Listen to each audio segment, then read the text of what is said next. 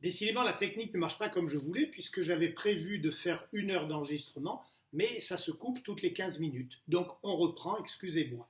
Je disais qu'il y a toujours du magico-religieux, même dans la médecine actuelle, et si on prend l'histoire de la médecine, si on survole cette histoire du point de vue chronologique, on s'aperçoit que la première période, c'est avant la rationalité, c'est-à-dire avant le 5e siècle, avant Jésus-Christ en Grèce, et on voit que dans le fond, le médecin a toujours eu un petit peu la place, soit du mage, soit du prêtre, soit du guérisseur. Et ces relations avec la religion, avec le rite, ont toujours perduré et perdurent toujours. On peut se dire que même maintenant, je vous l'avais montré, lors d'une intervention chirurgicale, il y a tout un rite quasi religieux qui entoure un geste chirurgical technique. De la même manière que la médecine est tout à fait rituelique. Alors, du temps du début de l'humanité, avant la rationalité, donc avant le 5e siècle, avant Jésus-Christ, on note que les embaumeurs égyptiens étaient particulièrement doués techniquement, au point d'ailleurs qu'ils ont inventé des sutures avec des lanières d'intestin, ce qui est l'ancêtre de notre catgut qui existait encore.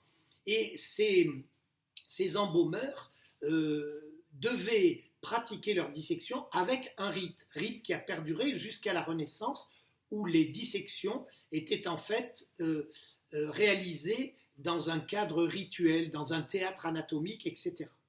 Alors, le rite n'a pas disparu depuis cette époque, et dans le fond, la médecine aurait une tendance à se vouloir toute puissante.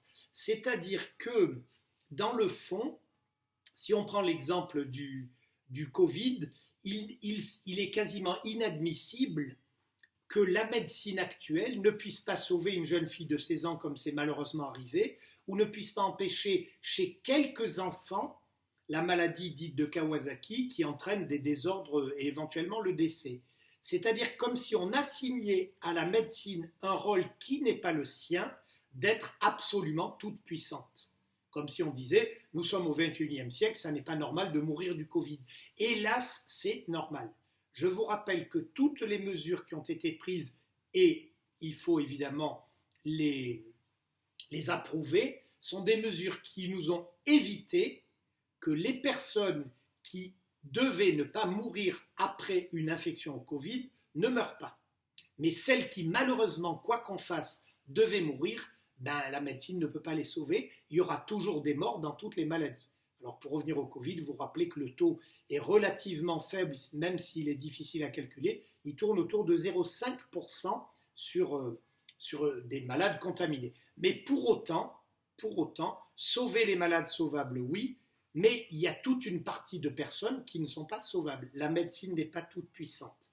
Alors, avec l'apparition de la rationalité philosophique au 5e siècle avant Jésus-Christ en Grèce, la médecine devient beaucoup plus scientifique. Elle devient d'abord empirique. On observe comment ça se passe pour raisonner ensuite.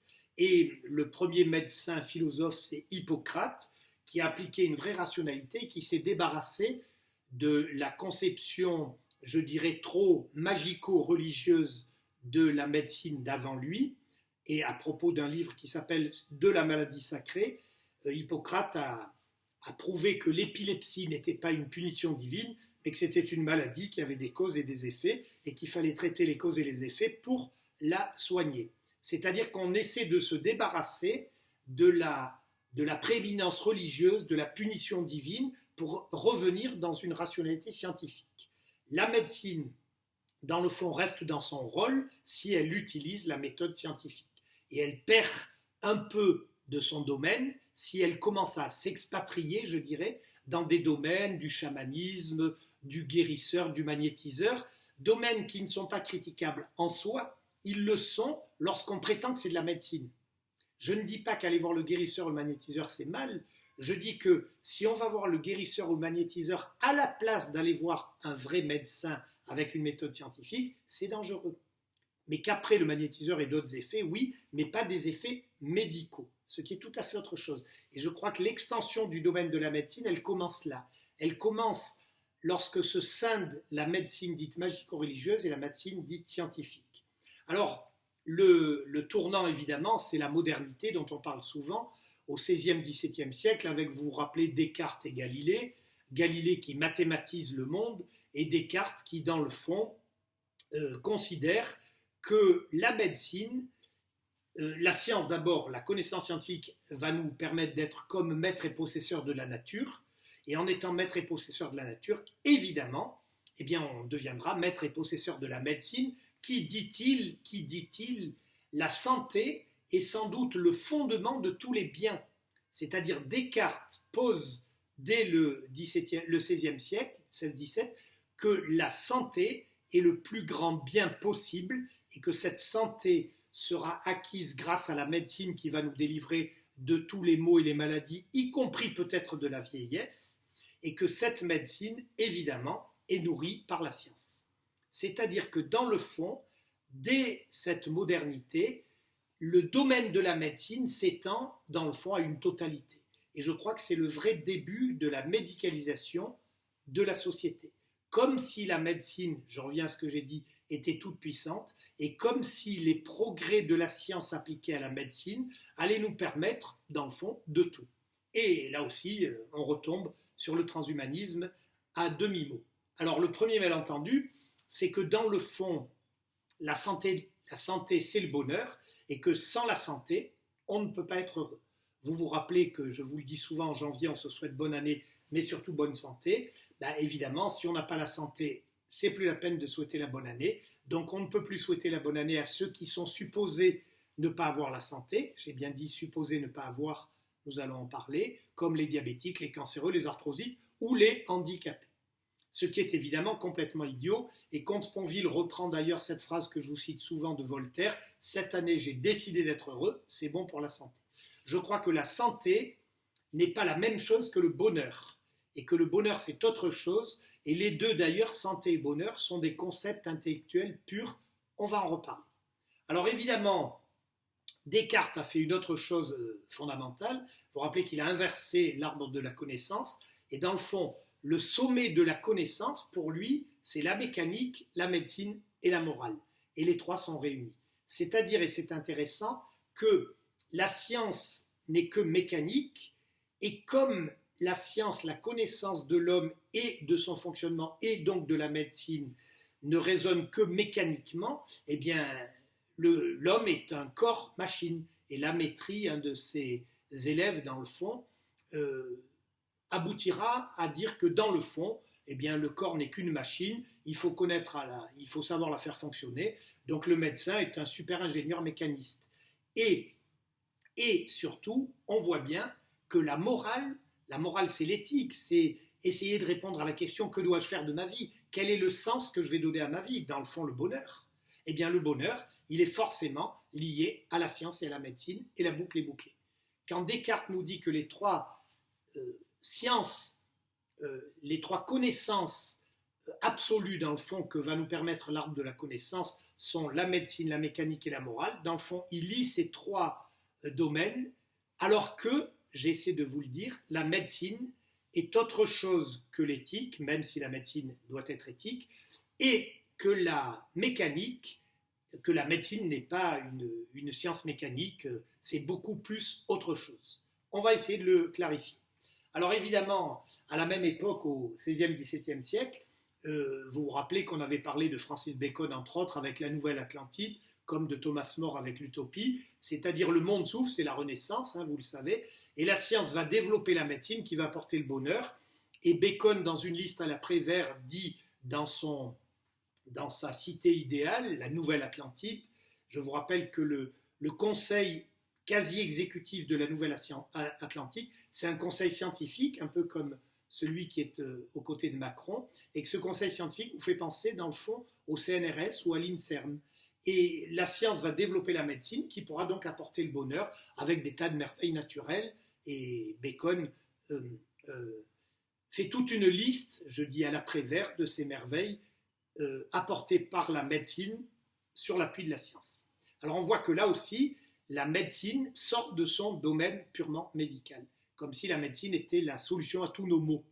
Alors, Le transhumanisme, c'est la même chose, hein. Si vous écoutez Ray Kurzweil, lisez le petit texte que je vous ai donné. On va vivre 100 ans ou 1000 ans, on va manger des protéines, on va être le plus heureux, on va se singulariser, etc. etc. Ray Kurzweil, qui est le père chez Google du transhumanisme. Alors, la médecine devient dans le fond totalitaire. Si on laisse la médecine évoluer, sortir de son domaine, eh bien, rappelez-vous qu'elle va gérer notre vie en entier. C'est-à-dire que, puisque la science, c'est le progrès, entre autres, c'est la médecine, et la médecine aboutit à la santé, qui est le bonheur, eh bien, pour être heureux, il faut obéir à la santé. La médecine devient non plus conseillère, mais totalitaire. Il faut manger 5 fruits et 5 légumes tous les jours. Et sinon, vous vous rappelez, le contrôleur, la brigade anti-cancer du côlon ou anti-cholestérol risque de vous mettre au trou pour 24 heures. Il ne faut jamais boire d'alcool. Le CH3, CH3OH, c'est toxique pour la santé, donc je vous interdis de boire la moindre goutte d'alcool en dehors de toute religion. Vous voyez que la santé devient totalitaire. Alors que l'alcool, ce n'est pas du CH3, CH3OH, ça peut être une très bonne bouteille de Côte-Rôtie chez Guigal, ou un très bon Bourgogne, ou un très bon Saint-Émilion, ou une coupe de champagne, qu'on boit à l'occasion d'une relation humaine particulièrement intéressante. Évidemment, le tabac tue. Moi qui vous le dis souvent, fume de temps en temps un cigare, eh bien ça devrait être interdit. Heureusement que la médecine n'a pas encore le pouvoir jusque-là. Et évidemment, le ski, l'alpinisme et beaucoup de sports devraient être interdits, puisque c'est risqué pour la santé. Et donc, dans le fond, la médecine totalitaire, en se mêlant ou en voulant se mêler de notre vie, si jamais ça se poussait, elle peut aboutir à des choses un petit peu catastrophiques. Alors, si on revient à la pandémie, les prescriptions, les recommandations médicales que le pouvoir exécutif a décidé d'appliquer, libre à lui de ne pas les appliquer d'ailleurs, c'était en gros le confinement. Et on peut dire que le confinement, je vous l'ai dit au début, a permis de sauver des gens qui seraient sauvables. Évidemment, à quel prix ? Au prix d'un certain sacrifice économique. La question, est-ce que ça valait le coup ? C'est une question qui sera discutée sans fin, mais je crois que, humainement parlant, si on accepte de sacrifier des vies sans aucun état d'âme, sous prétexte de faire marcher la machine, peut-être que la société se barbarise un peu. Je trouve que ça n'est pas mal d'avoir sauvé des vies, même c'est très très bien, d'avoir sauvé des vies sauvables au prix du confinement. De la même manière, je trouve que c'est très bien du point de vue de la santé publique d'obliger les gens à se vacciner, non pas pour eux, puisque c'est une atteinte à leur liberté, on ne leur demande pas le consentement, pour la santé publique, pour autrui. De la même manière, porter la ceinture de sécurité, c'est une manière d'alléger la société de risques d'hospitalisation, de complications qu'on pourrait éviter au prix d'une limitation très légère de ma liberté. Je n'ai pas envie de mettre la ceinture. Bon, c'est pas une perte de liberté majeure. Par contre, évidemment, quand la médecine, se mêle de tout ce que je vous ai dit, ma nourriture, l'alcool, le tabac, le sport, etc., là, elle empiète un peu trop et elle sort de son domaine.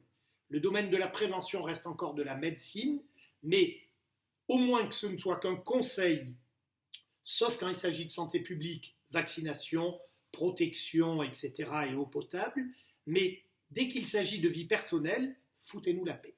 Alors, une fois qu'on a survolé un petit peu rapidement, le domaine de la médecine, il faut revenir aux fondamentaux. Qu'est-ce que c'est que soigner ? Alors, je crois qu'il faut être très simple. Un soin n'est un soin que pour autant qu'il est éthique. C'est quoi un soin éthique ? C'est un soin où le soignant, le médecin a compris qu'il s'agit d'une personne humaine malade,